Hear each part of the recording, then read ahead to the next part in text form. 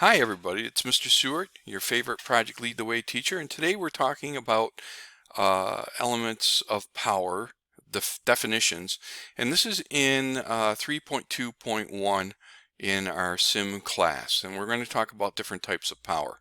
Now what you'll do here, and I'll bring this up, is you're going to go to the Google Classroom, and you're going to find attached to the message that this video is linked to this sheet right here. It's a Google Doc, but it has these definitions, and what you'll need to do is you'll need to type in the answers to these questions. So I'm going to go back to my PowerPoint. So here we go. The first thing, what is work and power?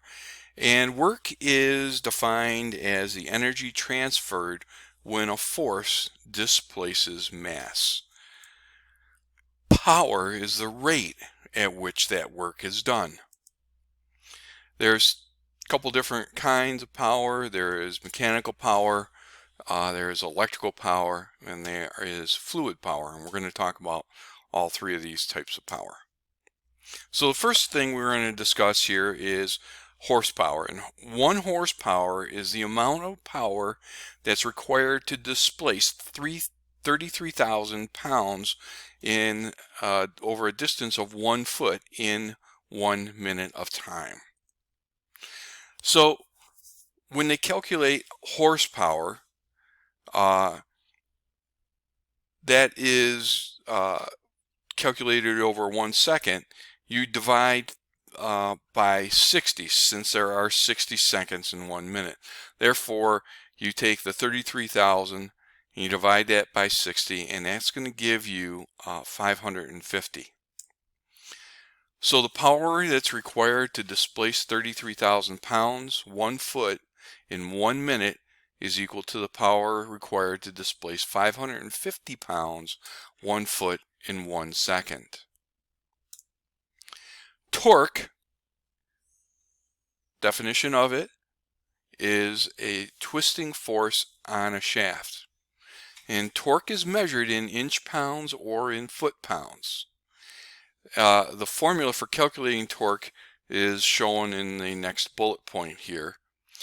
And a force that gets applied at 90 degrees allows the formula to be simplified down to torque is equal to D, which stands for distance, and F, which stands for the force.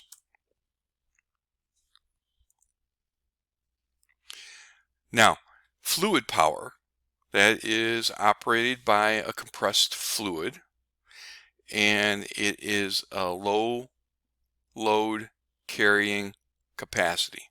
Fluid power can't really pick up much. It requires mechanical stops if you don't use it with servo motors.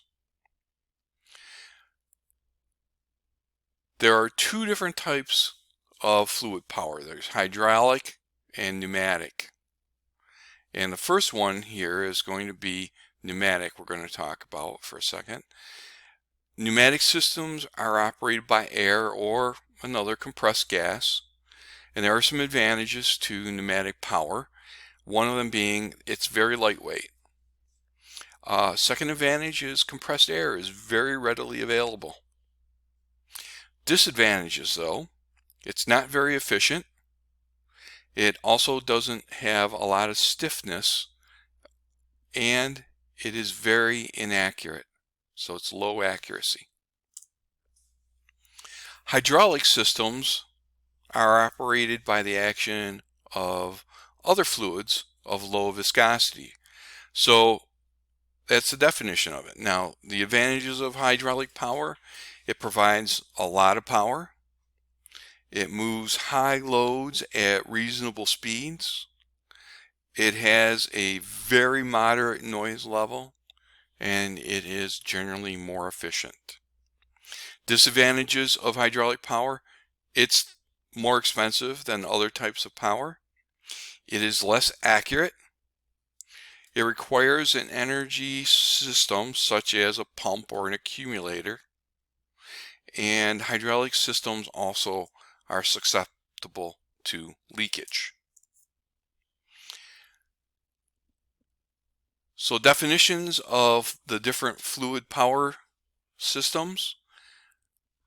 So the fluid power is the use of a fluid to transmit power from one location to another.